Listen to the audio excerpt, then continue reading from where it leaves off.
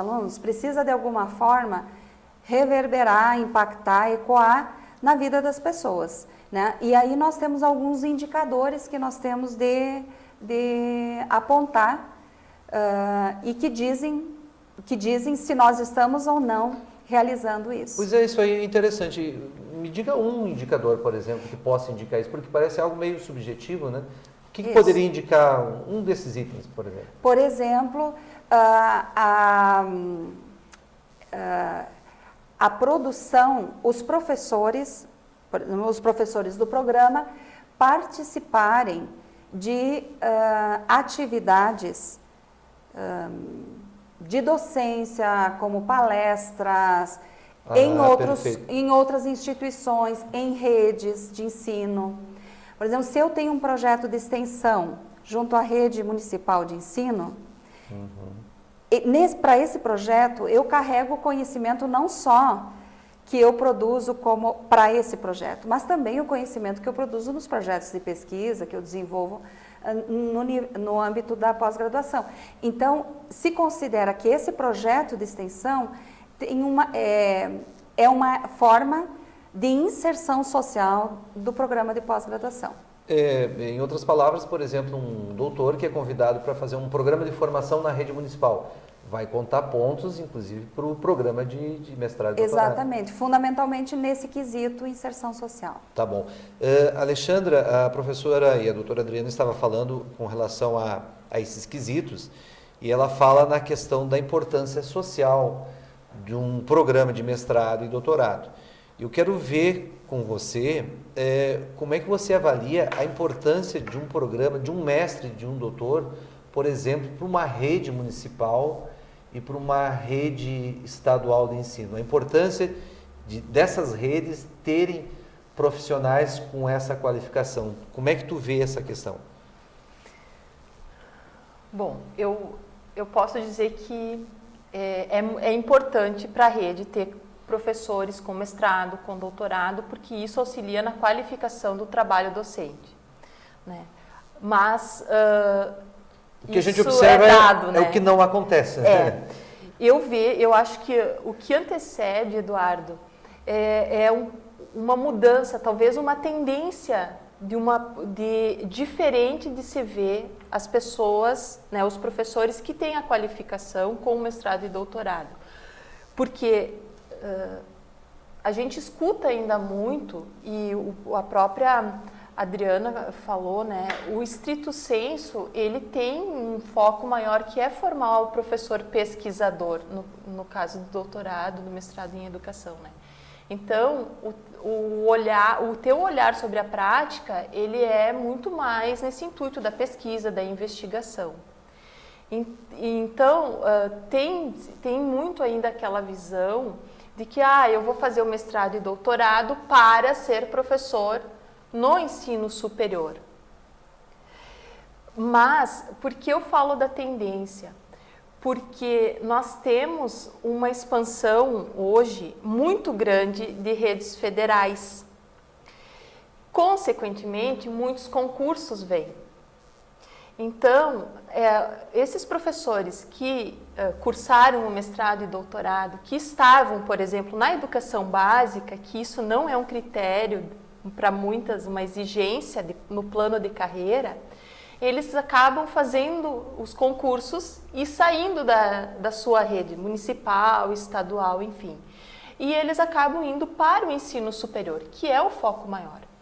Então, eu vejo que a rede estadual e a rede municipal, ela começa a voltar o seu olhar para esse profissional, esse professor, né? Ela precisa, na verdade, ter esse olhar para que esse professor faça o mestrado e o doutorado, porque, do contrário, eles vão perder esses bons profissionais. Mas, pelo que eu estou entendendo e que você está me dizendo, é que esse pessoal só não fica numa rede municipal ou estadual tão somente por uma questão de valorização, ou seja, é questão financeira mesmo. Não se paga adequadamente por esses profissionais. Eu acho que seria irônico dizer, não é só o salário, a questão financeira. passa por isso, porque a valorização da nossa profissão, ela passa pelo reconhecimento também da formação que você vai tendo, né, e da profundidade com que essa formação vai acontecendo.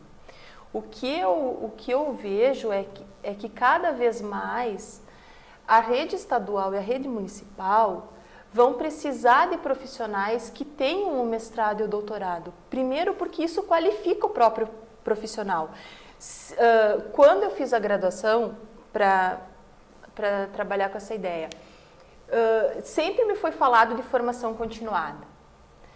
A minha concepção de formação continuada dentro da minha profissão é fazer mestrado ou doutorado, ou seja, não pipocar entre cursos, não que eles não sejam importantes, eles são importantes, mas a formação continuada, eu entendo que ela é muito mais profunda. E esse parar para estudar, para voltar nas teorias da educação, que é o nosso foco, ele dá o profissional, o professor, ele consegue compreender melhor a sua prática e fazer diferente, desde que ele também tenha uma mobilização para isso. Algo pessoal. Algo pessoal. Então, o que eu aponto é que, por exemplo, o município de Juí, Recife, o próprio Distrito Federal, Rio de Janeiro, se não me engano também, no plano de carreira dos professores, aparece esse quadro de progressão para os professores da rede de educação básica que tem um mestrado, que tem um doutorado. Por quê? Porque se entende que esse professor ele precisa ficar na rede. Perfeito. E ficar com a qualidade que o curso de estrito sensu ele te possibilita. Então esse professor não quer sair. Inclusive isso aí, nesse item 5, né, doutora Adriana, de contribuição social, acho que talvez não exista nada mais importante do que a contribuição numa rede pública. Mas eu quero lhe dar um dado que eu particularmente me preocupo e quero ver o que a senhora acha. Hoje na rede municipal de Passo Fundo nós temos em torno de 100 mestres, comprovadamente. Só que nós temos um problema no nosso plano de carreira. Nosso plano de carreira não contempla nem o mestrado, nem o doutorado. Ou seja, não importa se você é mestre ou doutor, você ganha como um pós-graduado normal. Um especialista.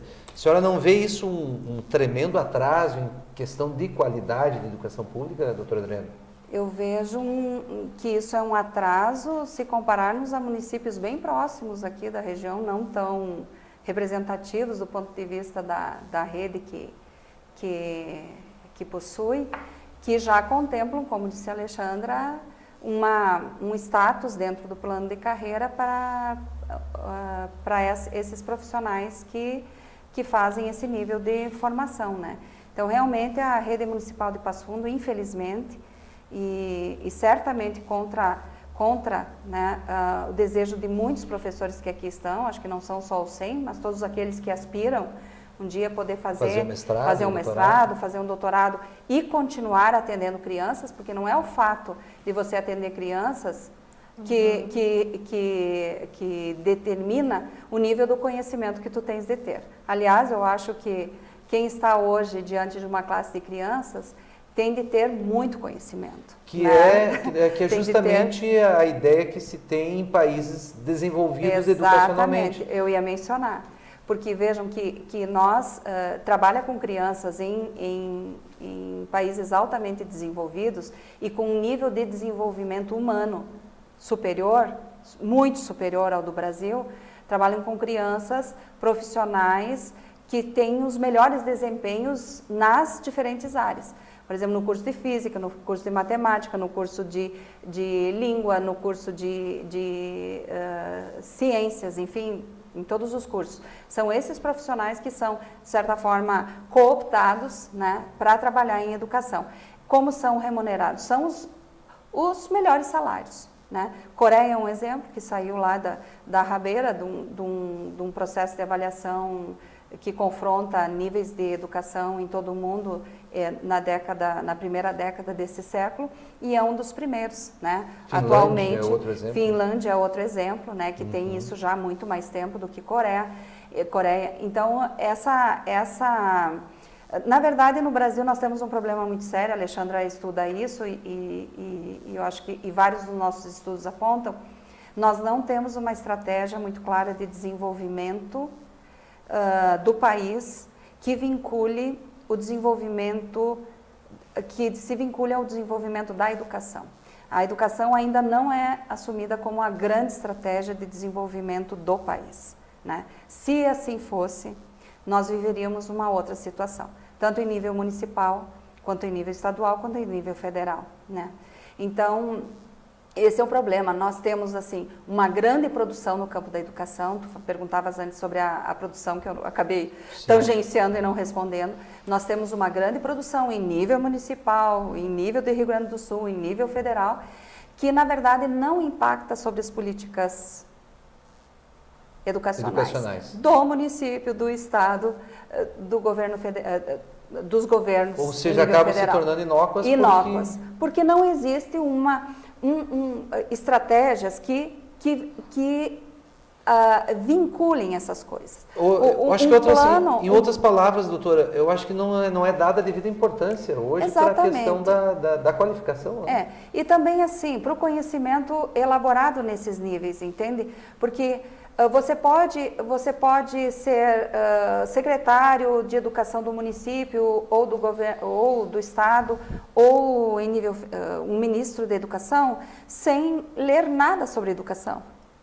Você pode. Nós já tivemos exemplos, inclusive aqui na rede municipal. Exatamente. E isso assim isso é um contrassenso, uma vez que muitos problemas já estão mapeados, muitas soluções já estão mapeadas, muitas estratégias já estão mapeadas na produção acadêmica. Só que não é o pesquisador que tem de fazer essa execução, porque ele está no outro nível. Eu tenho que dar minha aula, eu tenho que fazer minha pesquisa, eu tenho que atender meus alunos. O gestor precisa fazer essa vinculação. Ele precisa ter um staff, né? Ele precisa ter uma equipe que faça essa sintonia, que tenha essa sintonia, né? Aí sim eu acho que nós teremos um impacto maior na produção acadêmica. E nós possamos ter uma perspectiva melhor em termos de futuro, né? Eu estou convicta de que muitas coisas que nós continuamos errando no trato com professores, com crianças, com pais, com organização de escola, com elaboração de políticas, se deve à ignorância. Né? Ignoramos muitas coisas já produzidas sobre isso, né? E isso nos leva a uma situação assim de colocarmos todo um esforço que muitas vezes é pessoal, é um esforço que é da sociedade, no sentido de que são impostos né? que convergem para a manutenção desses programas, e as soluções que muitas vezes são indicadas não ganham a sua o seu devido reconhecimento. Seu devido valor. Olha, nós ficamos aqui com uma série de pontos ainda a ser discutido, justamente pelo tema ser tão apaixonante e ser extenso. Eu ia te perguntar qual é o conceito hoje da UPF em relação à CAPES. Nós sabemos que tem de 1 a 5. Qual é o conceito do mestrado e doutorado em educação hoje? A CAPES, ela tem conceitos, na verdade, de 3 a 7. Quem tem menos de 3 não recebe, não é legítimo, assim, não é um programa legítimo, não é um programa reconhecido. De 3 a 7. Nós temos a nota 4, porque nós não temos ainda nenhuma tese defendida. É o máximo de nota que nós podemos ter somente com o mestrado. Perfeito. Esperamos ter 5 logo. Vamos torcer para em isso. Breve. Nós agradecemos então a presença da doutora Adriana Dickel, agradecemos a presença da professora e mestra Alexandra Ferronato Beatrice pela importante contribuição.